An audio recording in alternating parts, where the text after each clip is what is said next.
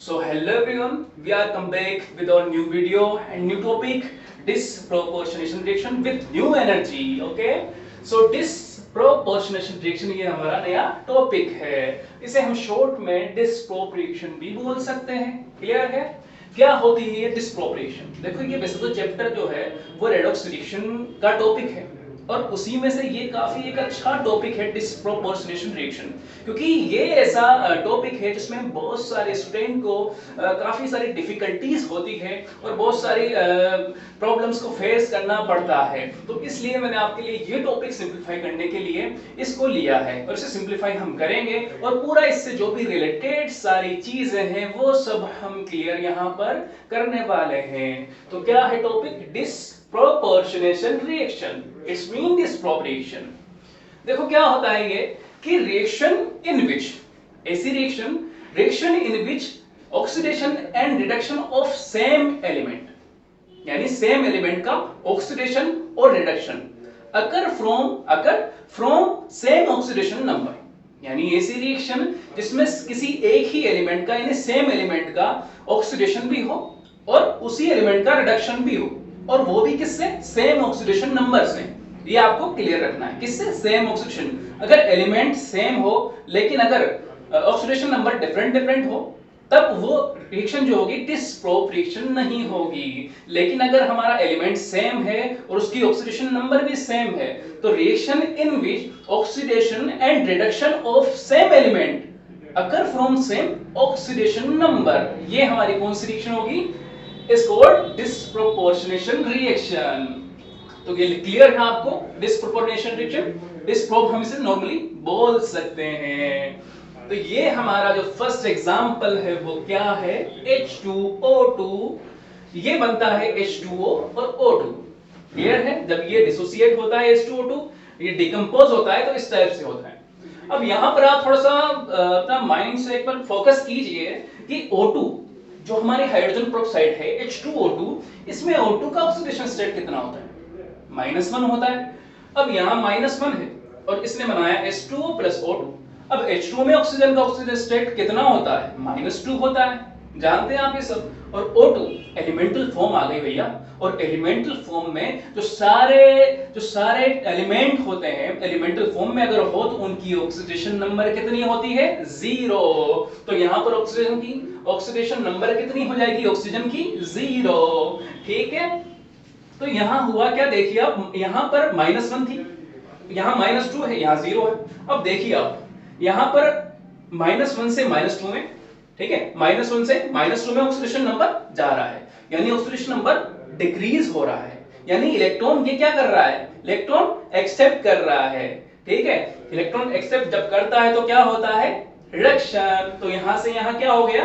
Reduction. यहां पर देखिए -1 से 0, तो इसका मतलब ये हो गया कि -1 से 0 यानी इलेक्ट्रॉन का क्या किया? लूज किया इसमें इलेक्ट्रॉन इसमें दे दिया. तो इलेक्ट्रॉन जब इसने लूज किया तो -1 से 0 में चला गया. यानी यहां पर क्या हो गया? जब इलेक्ट्रॉन लूज होता है तो क्या होता है? ऑक्सीडेशन. ये हमारा जो क्लासिकल कॉन्सेप्ट था, तो मॉडर्न कॉन्सेप्ट के अकॉर्डिंग ये हमारा ऑक्सीडेशन और रिडक्शन का ये कॉन्सेप्ट था. ठीक है. तो यहां पर क्या हो गया कि सेम एलिमेंट, ये ऑक्सीजन सेम एलिमेंट है, इसका क्या हो गया? रिडक्शन भी हो रहा है और ऑक्सीडेशन भी हो रहा है, और सेम ऑक्सीडेशन नंबर से हो रहा है. -1 थी इधर ओनली, तो -1 से -2 में चला गया और -1 से ये 0 में चला गया. यानी आप अब एक बार डेफिनेशन पर गौर कीजिए कि reaction in which oxidation and reduction of same element occur from the same oxidation number, same element, reduction, oxidation, दोनों चीजें यहां पर हो रही है. तो हमारी रिएक्शन कौन सी हो गई? डिस्प्रोप रिएक्शन. क्लियर है? ये सेकंड एग्जांपल देखिए आप. P4 NaOH के साथ रिएक्ट करेगा सोडियम हाइड्रोक्साइड के साथ, बनाएगा PH3 और NaH2PO2 बनाएगा. क्लियर है? यहां देखिए P4 इसके एलिमेंटल फॉर्म है, और एलिमेंटल फॉर्म में क्या होता है? ऑक्सीडेशन नंबर 0 होता है, तो 0 हो गया. चलो ठीक है. यहां देखिए PH3 में क्या होगा?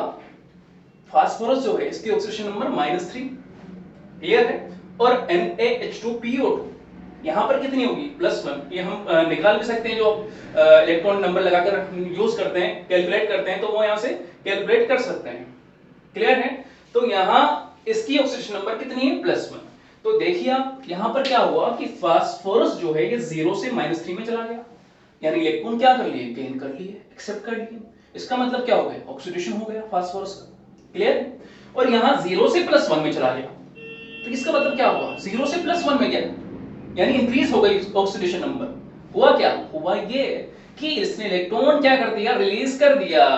तो इलेक्ट्रॉन जब डोनेट कर देगा, रिलीज कर देगा, तो क्या होता है, ऑक्सीडेशन। तो यहां पर क्या हो गया, ऑक्सीडेशन। क्लियर है। तो सेम एलिमेंट का सेम ऑक्सीडेशन नंबर से रिडक्शन हो गया, ऑक्सीडेशन हो गया। कौन सी हमारी रिएक्शन हो गई, ये रिएक्शन हमारी डिस्प्रोपोर्शनेशन रिएक्शन हो गई। नॉर्मली डिस्प्रो बोल सकते हैं।